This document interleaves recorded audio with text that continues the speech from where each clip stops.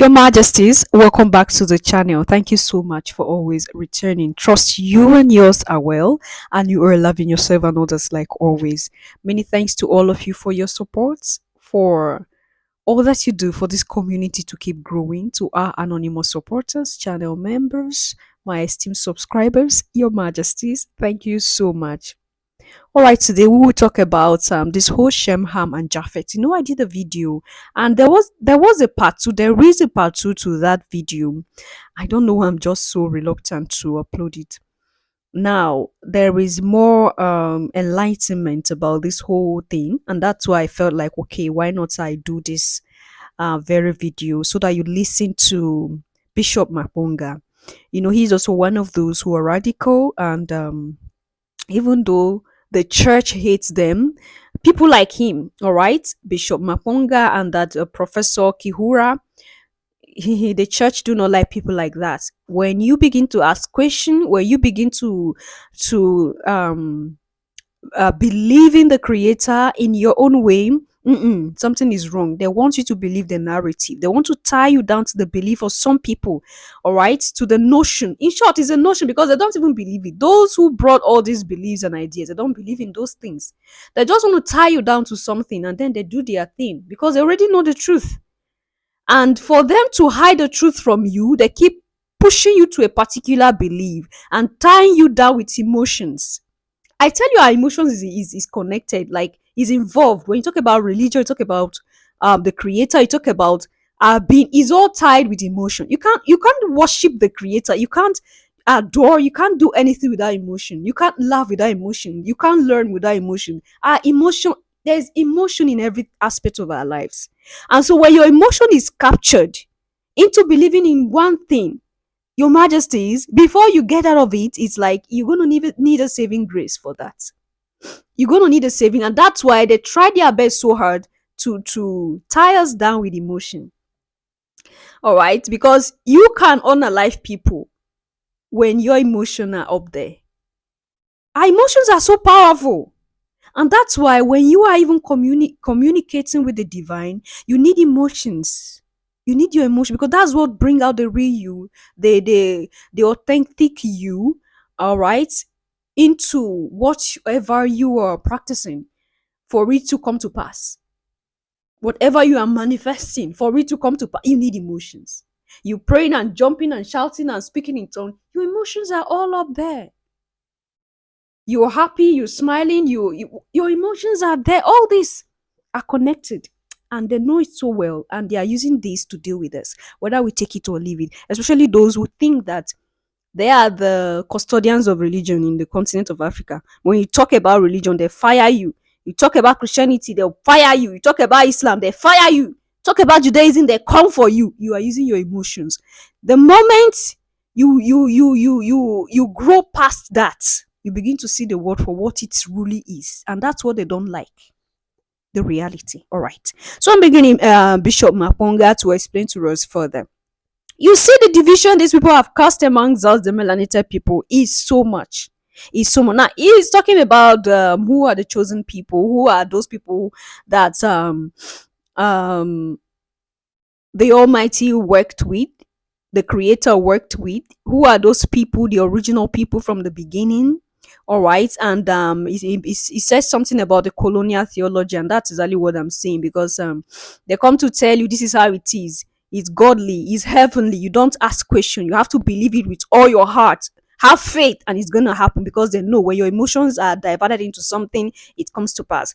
They know that. So this is exactly what they do. So Shem, Ham, and Japheth's theory and whatever, we still have issues amongst ourselves as the melanated people when it comes to this whole Shem, Ham, Japheth. And now, who even invented this whole theory of Shem, Ham, Japheth? The same people who don't want us to unite. The same people. When I say question everything, I am not saying you have to believe what I am saying. I'm not saying you have to have the same mindset like me. No, Your Majesties. Believe the Creator for who He is to you. And I am believing the Almighty, the Creator, for who He is to me. Just do that. But just give yourself, do not deny yourself the right to question. Do not deny yourself the right to ask questions, because that is what the supremacists always take from us. The right to ask questions, the right to want to know why things are the way they are. Who are the black people? Who are the Africans? Who is Al-Keblan? Al-Keblan is not the European race. Al-Keblan is the mother of humankind, and that is my kind. Hey, the Hemite theology. No, Noah had 3 sons. One son is Shem, the other son is Ham, the other son is Japheth, and then Shem is the father of the white people, Ham is the father of the black people, Japheth is the father of the Indians and the Asians. But no one wants to talk it. Noah, what ethnicity was Noah? And if you can find the ethnicity of Noah, then we know what Methuselah, we know what Noah, we know what Enoch, we know Seth and Enosh, we know Adam, and we know God. And how can we have the Shemites as white people when the city that Abraham comes from is the city of Uz, of the Chaldees? And on chapter 9 and chapter 11 of Genesis, the same Bible argues that Nimrod, the black Hamite, built the 11 cities, including Nineveh, including Ur, including Babylon. And Abraham comes from the city that was built by Nimrod. Nimrod, who is a black man, and his name the omnipotent one, God. Bara gave birth. Ham, the black people. Abraham, Abraham. You are not ready, young people. You are not ready because you are still constipated with colonial theology. If you could give me a minute to unpack, your life will never be the same. The war is real. It's a war of identity. Who are the chosen nation? Because once you become chosen, as we have theologically allowed white people to become the children of Shem, and if Shem is white, then in the same breath, the whiteness of Shem in Genesis 11 translate into the whiteness of Shem in Abraham in Genesis 12 and 15, translates into the whiteness of Perez and translates itself into Jesse. Jesse is the father of David, and David, if Shem is white, then Abraham is white, then Perez is white, then Isaac is white, then David must be white, Solomon must be white, Boaz must be white, and Joseph must be white.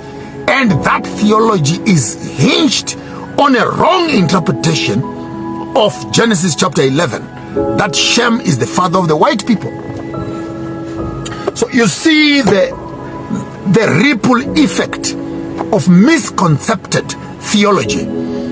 Because you accept one wrong thing in Genesis, you cannot refuse that Jesus is white when Abraham is white. You can't refuse that Jesus is white when David is meant to be white according to the Shemite and the Hemite theology that purports that Shem is the father of white people and salvation comes from the family of Shem. I don't know what I'm gonna do with you as young people who have big mouths and small ears. Big mouths, small ears, and minute brains. You can't process this information because the revolution will start. Your Majesties, the revolution have started. You know the level of the level of the Or should I say the rate at which people are beginning to ask questions now is different from before. You know, before everybody will have to, okay, this is what the white man says, so this is how it should be. This is what they have written in the textbooks, in the religious books, so this is how it should be. Now it's not like that anymore. A lot of Africans are now like, no, something is off, something is wrong. And that is a revolution. All right. This is the time where we have to take hold of our own destiny by the hand. The narrative that have all the while been presented to us is not the right narrative. There is no way someone who is not you will come and tell you about you. It's not possible. But how will you say story of someone you don't know? This is exactly what the whole thing is. They came here, took our story, took our history, the history of our ancestors, our forefathers, our patriarchs. They took these stories, went and intertwined it and turned it white. There have been clips of how they were changing pictures from black to white. If you want me to bring that here, I will bring it here so you will see. By day, even as people are beginning to wake up, there are mounds of people who have decided to dry up their senses. Sometimes I wonder how people think. You see someone looking educated, looking matured, of age, like you okay, this person have been alive for some time to now know the truth. And then by the time the person type a comment, or by the time the person says something, you are like, what the heck is going on? Like, I thought we are gradually waking up, but like we still have a lot of work to do. And they will say these things with all conviction and tell you that you are the ones that are saying the wrong thing. You are going to hell. Oh my word. Oh my word. At this time and age, your majesties, come on. Come on. The wrong that most of these people committed is to stand up and tell their people the right thing. Like I told you, Bishop Maponga, the Christian community denounced him because he has said, no, I'm not going to follow this colonial theology anymore. He studied theology. He was a bishop. I still see him as one because I don't see anything wrong with the teachings he gives. He's only telling us to look at the whole thing in our own way, not in the way of the white man. Not believing everything the white man have said, and this is a crime of these people. This is his crime. This is a crime of Bishop Kihura and Kuba, and this is a crime of people like us who are trying to awaken us. This is our only crime. That no, I don't believe what they have said. I believe, but not in the way they have said it. Something is off. I have to relearn. I have to unlearn. I have to relearn. So that things will work well. And then we get hold.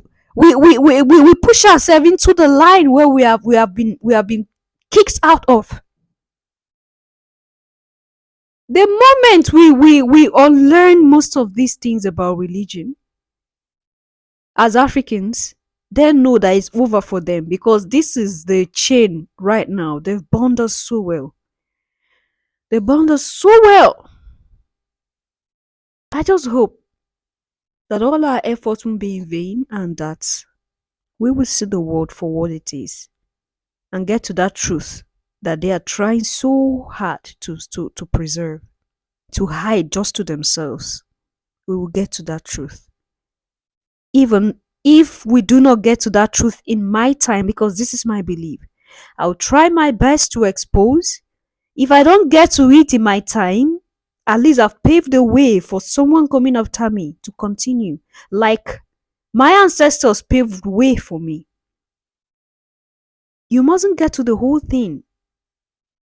But the effort you put in to try to unravel so that whoever comes after you will continue is the spirit we talk about. This is the spirit of Pan-Africanism. This is it. Leave your comment and thought there at the section, and I'll see you in my next one. Until then, love yourself, love others, stay safe, stay positive. Always your majesties. Love you all. Bye for now.